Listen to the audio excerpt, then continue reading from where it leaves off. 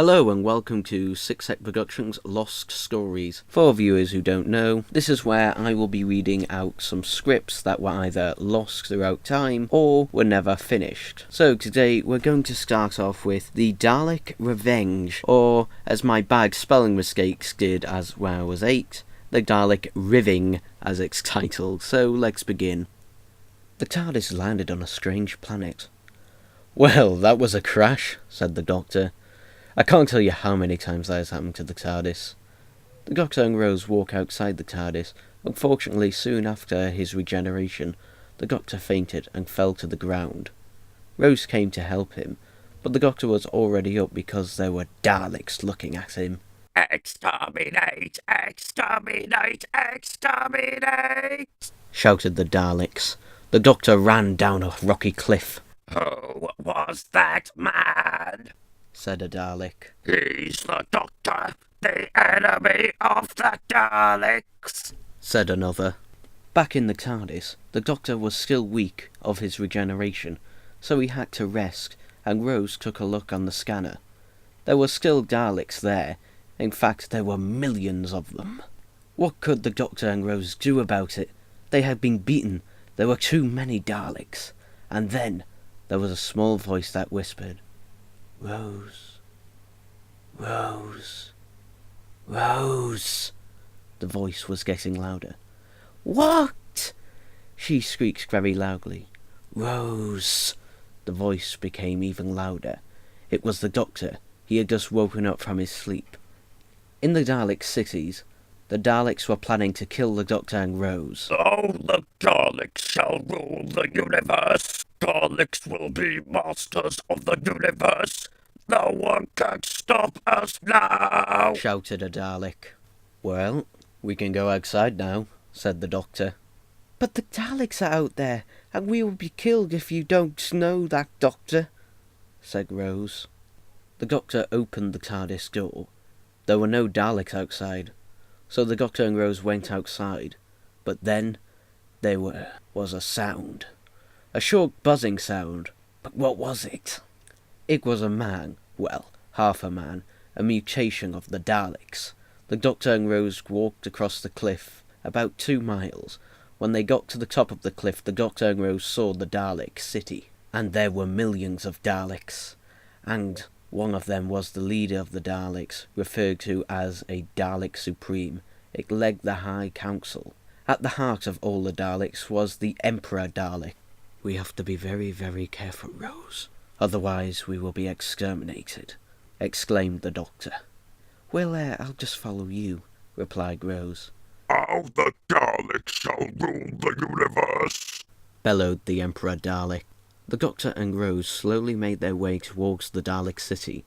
Then the Doctor saw it. A bomb called the EXMB-09. That was the most powerful bomb ever created. It could destroy the universe in less than a second. "Well, we have to stop the Daleks from firing that bomb. But how?" whispered the Doctor to Rose. "Firing EXMB-09 bomb in 10 seconds. shouted a Dalek. 10, 9, 8, 7, 6, 5, 4, 3, 2, 1. "No!" said the Doctor. "It is the Doctor! Kill the Doctor!" Rose ran to help the Doctor. Now that the Daleks were distracted, the Doctor ducked and dashed, and, using his sonic screwdriver, was able to defuse the bomb. "Back to the TARDIS, Rose!" said the Doctor. The Doctor and Rose ran out of the Dalek city. The Daleks constantly fired at the Doctor, screaming and shouting as they ran. However, the Doctor and Rose managed to make it back to the TARDIS. "So, just a typical day then," said Rose. "Oh yes, just a typical day. Now, where to next, Rose Tyler?" said the Doctor. "Somewhere less dangerous?" said Rose. "Somewhere less dangerous," said the Doctor. The Doctor pulled a lever and the TARDIS dematerialised. And that was the Dalek Revenge, which I must have wrote back when I was 7 or 8. And this wasn't for a school project or anything, I just literally wrote this for fun. It's probably one of the earliest, if not the earliest, Doctor Who books I wrote. However, it is very short, only 6 pages long, at size 26 size text to make it look bigger than it is, but I have kept it all these years. I have made the trouble, however, of correcting some of the spelling mistakes that are in here. But I did hope you enjoyed it, and let us never speak of it again. Welcome to the next gloss story. This one is called Invaders of the TARDIS. Now, I don't remember anything about this one. I don't remember writing it, so I can't tell you when it was written. I'm assuming that it was written after the Dalek Revenge, because that is the earliest one I remember. But anyway, here it is. Invaders of the TARDIS. Far, far away in space, the TARDIS was going to Albazar in the name of Kontuna. Well, that seems to be in order, Rose. Now, after stopping the Daleks, we should relax now, said the Doctor. Oh yes, Doctor, we should relax now, replied Rose. Doctor, where are we going? We're going to Albazar, in the name of Kontuna. Where is that then? I just said where it is. Arriving in Albazar in the name of Quantuna, nothing living was there, for now. Well, all in all, I think we should take a look outside, don't you think so, Rose? Said the Doctor. Okay then, I guess, replied Rose. There were only planks outside then. A giant plank let out at Rose. Ah! Screamed Rose. Doctor, it's trying to kill me! The Doctor got Rose from the giant plank just in time. The Doctor and Rose went back to the TARDIS, but the TARDIS had gone. The Doctor was very surprised. How had it gone? Why had it gone? And where had it gone? We must be in the wrong place, said Rose. No, we're not. I know because I have the TARDIS tracer, exclaimed the Doctor. That giant plank was coming towards the Doctor. Look out, Doctor, shouted Rose. The Doctor ran from it, and so did Rose. The plank got closer and closer. Closer still. Then the TARDIS came out of nowhere. The Doctor and Rose ran for the TARDIS. The doors were open, and what came out of the TARDIS was no other than... The Doctor and Rose examined what they saw. They saw the Daleks. They must have survived. The Doctor and Rose stopped in their tracks. You will come with us or die, shouted a Dalek. What should we do, Doctor? Whispered Rose. Just do what the Daleks said, replied the Doctor. The Daleks led the Doctor into a ship they had on Albazaz, in the name of Quantura. I have put the Doctor in a cell and the other one with him, said a Dalek. Good. The Doctor must be watched at every second, said the other. I obey. Nice place they put us in, Doctor, said Rose. The Doctor looks round. The Doctor said. He seemed to have found something to keep him amused for the time being, but Rose was bored, so she tried to think of planks to escape, but they could not escape the room. No one had ever escaped this room, because there was only one door, with a Dalek on guard.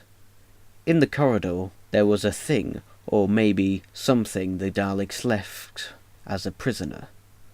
What was it? What was that? What trick this? And that is it, ladies and gentlemen. That was Invaders of the TARDIS.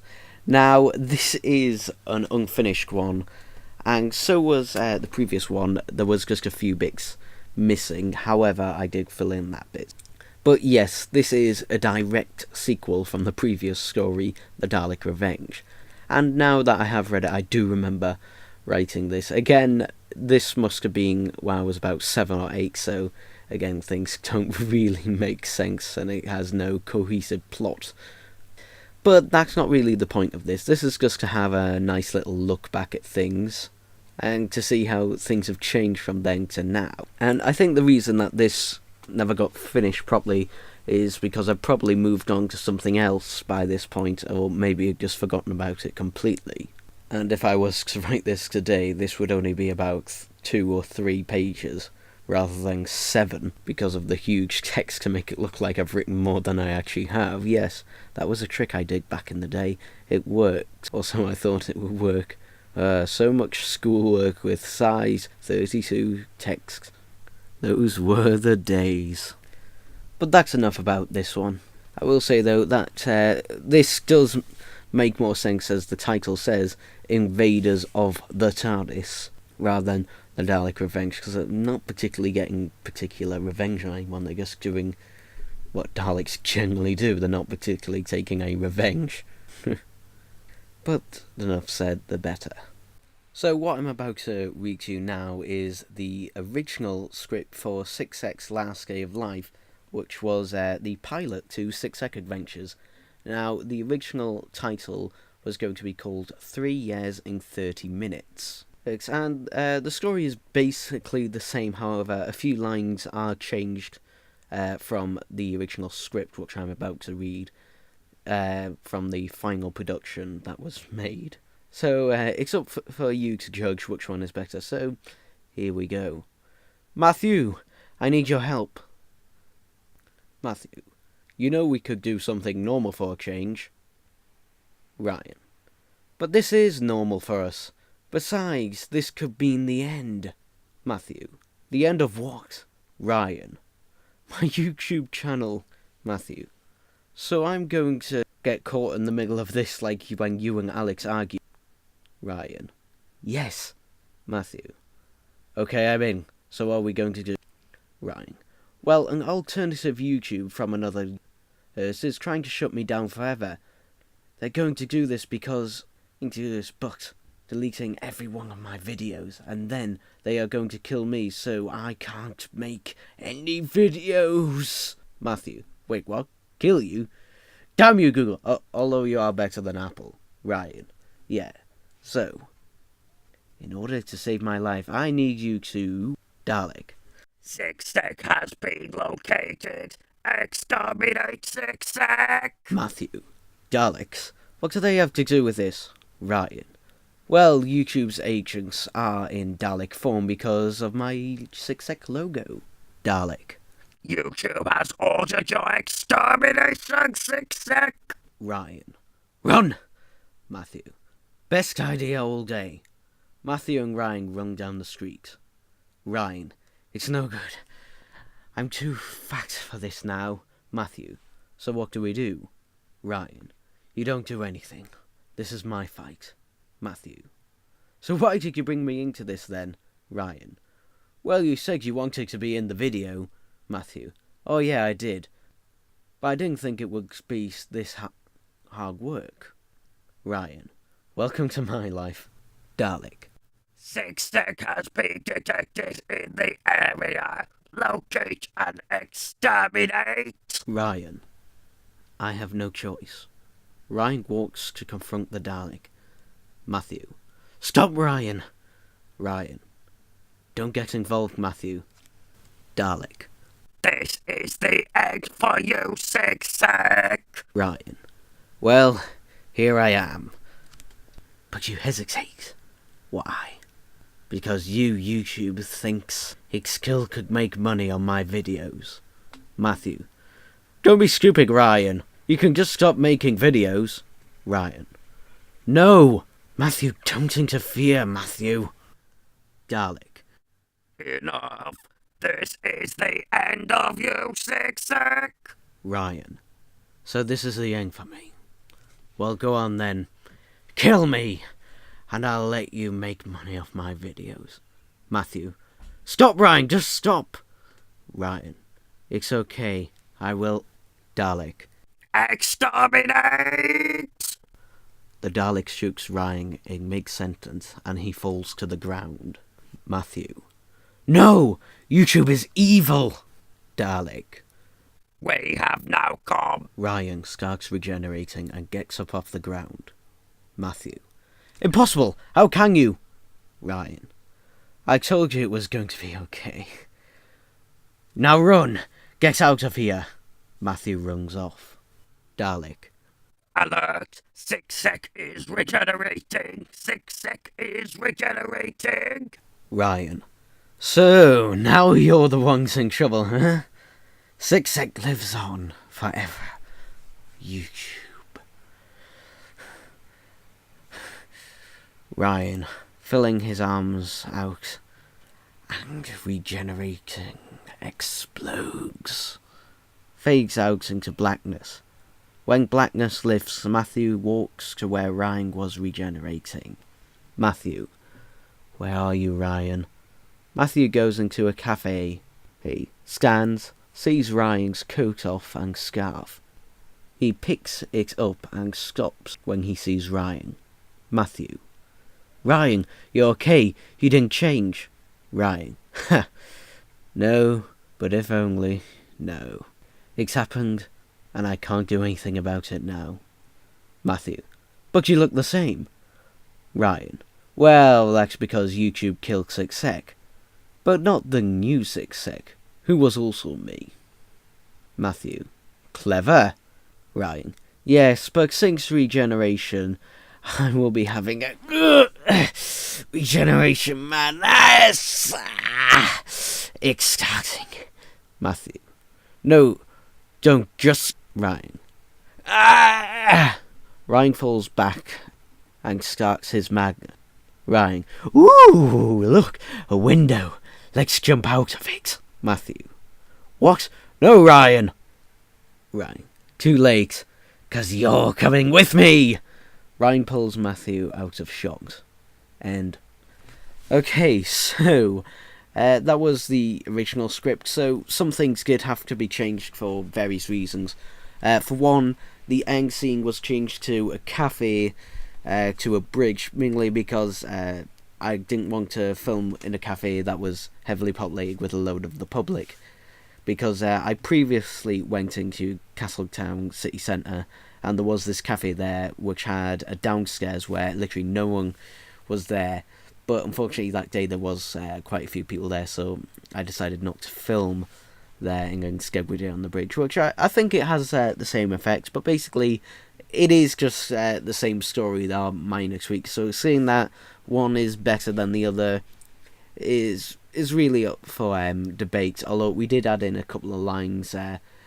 I remember Matthew added in "I'm not your child" into the final thing, just to add a bit of humour to it. But overall, it's nice to look back on, and it's nice that I actually do have the original script, which we did try. It was the only 6 Sec adventure ever where we did try and make a conscious effort to try and stick to the script as much as we can, because I tend to go off script quite a lot in these. So in terms of script to screen, that is the closest that has ever come to. But that is it for this adventure. Now, we must remember and forget to move on. Continuing on from before, this is the original script for After the Attack. Now, this was done very quickly because originally, as you may be aware of, I originally planned to do a series and Matthew was going to be the companion in it. However, Matthew wanted to leave, so I had to make this script very quickly, and originally this story was going to say goodbye to Matthew and introduce a new companion, and I did get someone who I will not name to keep them anonymous, but the person who was originally going to take over from Matthew was up for it all the way up until about 2 or 3 days before we were due to film it. So unfortunately, when I went out on location with Matthew to film it and that, it was cut down severely. So this is the original one, so I hope you enjoy it. And would it have made a difference if she had stayed on? Who knows? But anyway, let's get on with this. So 1 week later, Matthew. So you're done regenerating? Ryan. Yeah, I think so. He falls back again. Matthew. Guess not then. So, we're going to do about this. Ryan. It's a... Matthew. Shut up, Ryan Cheshire. Ryan. Sorry, but it's hard when your brain has just been through the blender. Matthew. Listen, Ryan. There's something...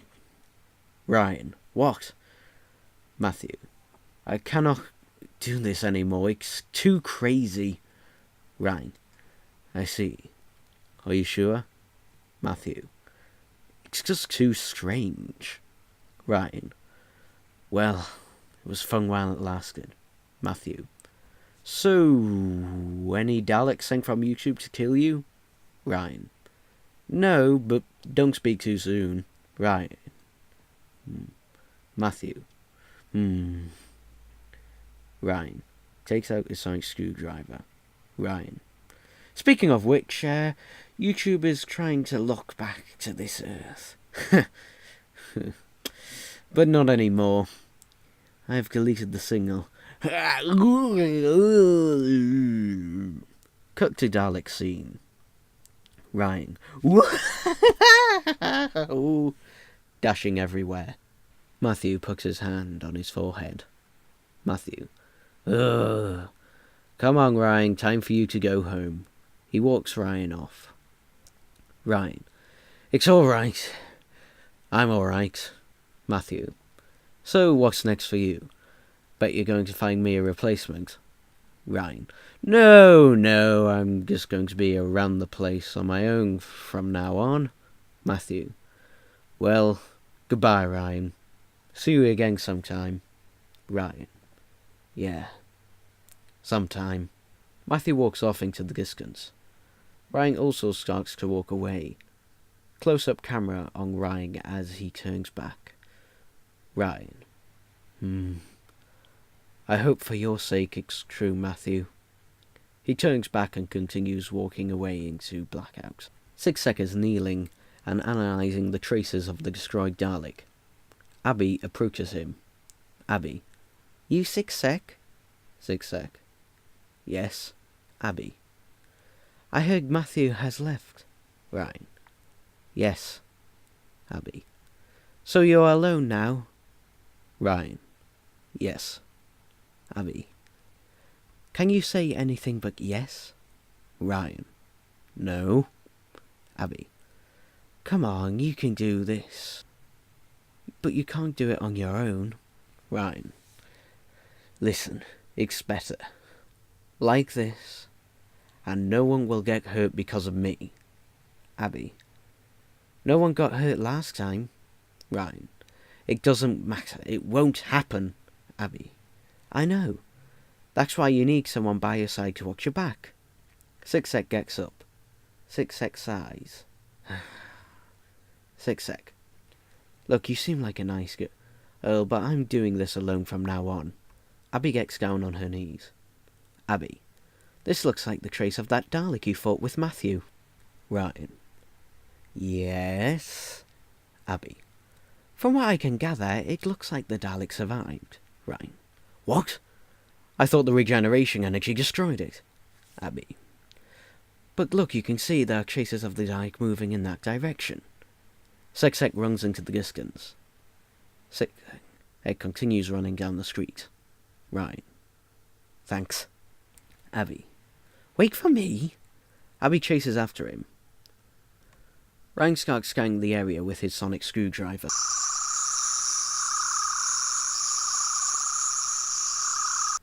Abby. Look there! She points. Ryan.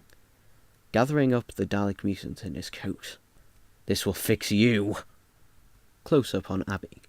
Abby. Me make a great team, huh? She turns back to find that 6 sec has left. Abby. 6 sec. Where are you? She walks around looking for him. Cut to a week later. Abby is sitting on a bench. Ryan approaches her from behind. Ryan. Hello. Abby. What? She jumps to her feet and faces him. Ryan. Listen, sorry about disappearing yesterday. Abby. That was a week ago. Ryan. Ouch. Well, time around space and time. You forget things like that. Abby. You can time travel in time and space? Ryan. Yes. Abby. How? Ryan. I used some technology from the remains of that dead Dalek to build a mini TARDIS. Abby. Wow. Right. Anyhow, what I wanted to ask you is, do you want to come with me? Abby. So you'll have me? Well, you proved yourself yesterday, Abby. A week ago? Ryan. Yes, a week ago. So, do you want to come? Abby. Well, I don't know. Ryan. One offer, going once, twice. Abby. Okay, I'll go. Ryan. They both grab onto the mini TARDIS. They both hold the mini TARDIS and disappear. And there we go, ladies and gentlemen, that was it. So the explanation of the mini TARDIS, of how it was created, it was originally meant to be in this story, but never got made. But originally, interesting, the next chronological story, Mind Bending, was originally not going to have me in it much at all, and it was going to be more about introducing the new companion who was called. That is not the name of the person who was playing her. It's just literally a name I thought of. But that was going to be more about her, and I was going to be unconscious, and it would just be little snippets of me in my mind. So in the end, I decided to flip it on its head and make it all about me inside my mind, or theoretically inside my mind. So that was that. Overall, I would have liked it to have got made, because then it would set off adventures for with companions. However, whether she would do what Matthew did and just leave after one or two stories is another thing. So at least since now that my brother Nathan took over it, and that I know that he'll be there and he'll come, because basically, he goes, well, I'll go, etc., etc. But this, unlike the previous script, this one is pretty different from the original. The first bit is nearly the same, but from then on it's all new stuff. And the Daleks weren't originally going to appear, all apart from a little mutant, so that was the only actual difference. But we can save this one in our memory for another day. Hello and welcome to the next one on the disc. Now, we're breaking away from Doctor Who and Six Eck Adventures, and this is a monologue I had to write for drama back in year 10, so I would have been 14 or 15 when I wrote this. So it is very short, but here we go anyway. I was only 8 at the time, but I remember everything. It was 4 o'clock in the afternoon, you see. It was just like any ordinary day had gone. I'd done my homework, my granny's, that day. I sat in her chair. Her old chair that smelt of rich tea biscuits. Then my ma came in and started crying as she went upstairs. Granny followed her up there. When Granny came down, her eyes were glistening. I couldn't really tell that she was holding back the tears. She then held the picture of her Granda close to her heart. Then I realised Granda had died.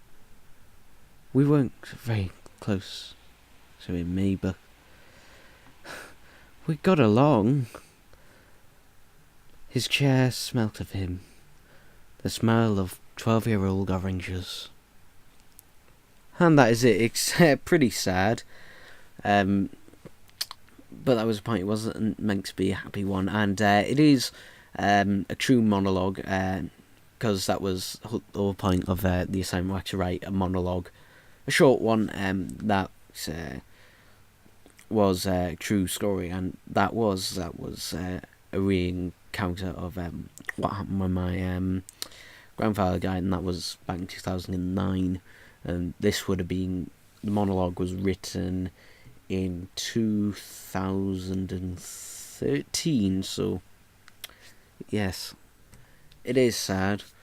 But I'm also happy that I did write it, because the events would have been fresher in my mind, and every time I want to remind of it, I can just go back and read this, or now I'll be able to go back and listen to this. But it's you should always remember people who have gone, and that, keep the memory alive, keep their legacy, as I like to call it, alive and well. Even though they may be gone, they live on through the people who knew them and loved them. It's very sad this, so I'm going to stop now, and we'll move on, because we all have to move on eventually. The next one here is an original script. Well, it's more of a storyboard that I'm reading it off. But this was originally going to be a film studies project, which ended up becoming Eyes, which you can find on the Six Sec Productions YouTube channel. But this was the original idea for it, which was very different from the final one. For one, there's no monster. The monster came later, and it's got nothing to do with the eyes. So elements were taken from this initial one that eventually became Eyes, but this is the original one. A man walks down the street at night. He crosses a bridge. It is dark outside. The man does not see a figure close behind him until he goes down the steps down the bridge. It's a swirling staircase, and as he goes round, he sees nothing but a slight glimmer, a glimmer of light. It was a knife. The man ran as fast as his legs could carry him down the street. The tall black figure just stood there. And then another glimmer of light was reflecting, but not of the knife, no, of his teeth. This figure was smiling. The man didn't dare turn around to look back. He just kept running and running and running, but eventually he did run out of breath.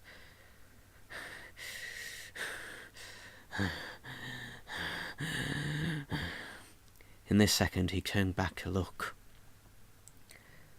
Nothing. The street lamps were on. There was no one there. Just emptiness. He thought to himself for a second. Had he just imagined it? Had he just been out too late, and his mind had played tricks on him? As he turned around, the man was there, in front of him, this tall black figure, with the knife held up, and stab! And that was it. So basically, I'm just reading off some notes on storyboards that I have here of it. It's an interesting little idea. The reason it was changed mainly was because it was meant to be scary, but this isn't particularly scary, and also it would have been particularly difficult to film. I was going to be filming this with Matthew in Skeg. We decided to make Eyes in Skeg, which I think is a better idea and a better concept, but it is interesting to still have this and still have a record of this, even if it is a physical paper copy of it. But now we have it in audio form forever and ever and ever and ever.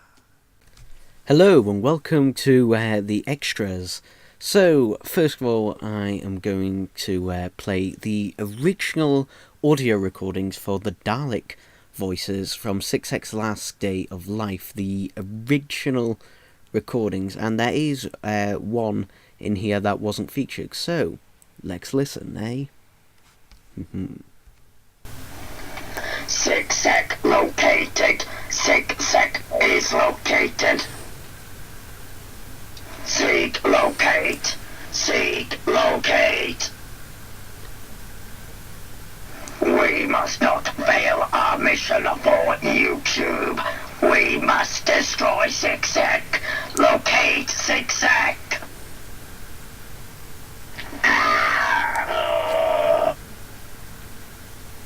Alert! 6X is regenerating. 6X is regenerating. Enough! This is the end of you, 6X. I've been sent by a parallel YouTube make money, YouTube must destroy zigzag. Alert, regeneration energy to strata. Detector reads that our agent has failed. We must try again. We must succeed. We cannot succeed. It is impossible. We must find a way. We will destroy him. Exterminate. And that is it. So, yeah.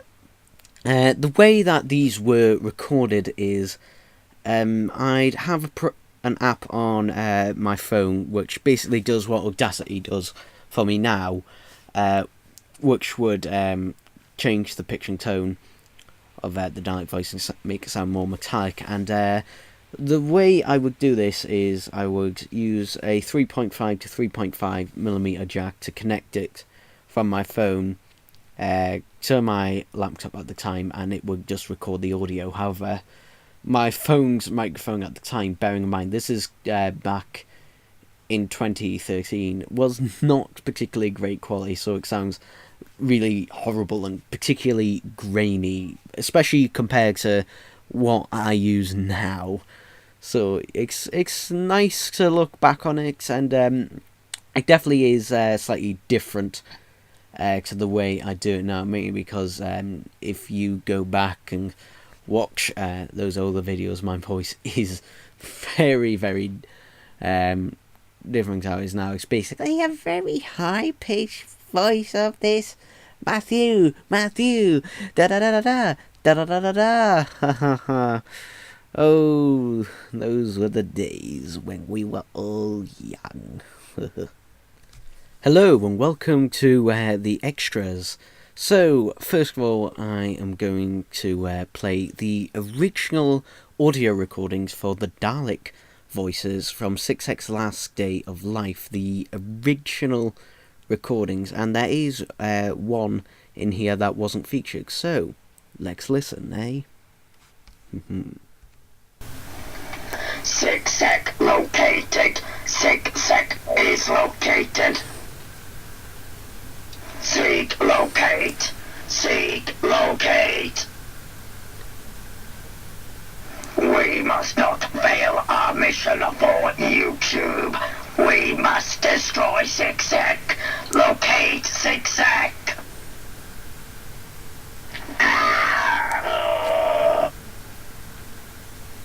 Alert! Zigzag is regenerating. Zigzag is regenerating.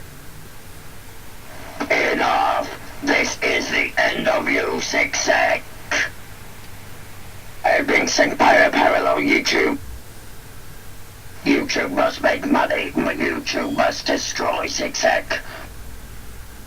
Alert! Regeneration energy to strata. Detector reads that our agent has failed. We must try again. We must succeed. We cannot succeed. It is impossible. We must find a way. We will destroy him. Exterminate. And that is it. So, yeah. The way that these were recorded is I'd have an app on my phone which basically does what Audacity does for me now, which would change the pitch and tone of the Dalek voice and make it sound more metallic. And the way I would do this is I would use a 3.5 to 3.5mm jack to connect it from my phone to my laptop at the time, and it would just record the audio. However, my phone's microphone at the time, bearing in mind this is back in 2013, was not particularly great quality, so it sounds really horrible and particularly grainy, especially compared to what I use now.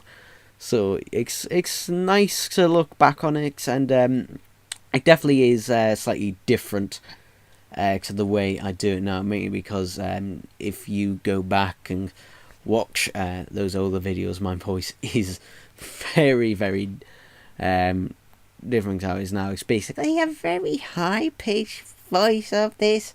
Matthew, da da da da da, da da da da da, ha ha ha. Oh, those were the days when we were all young.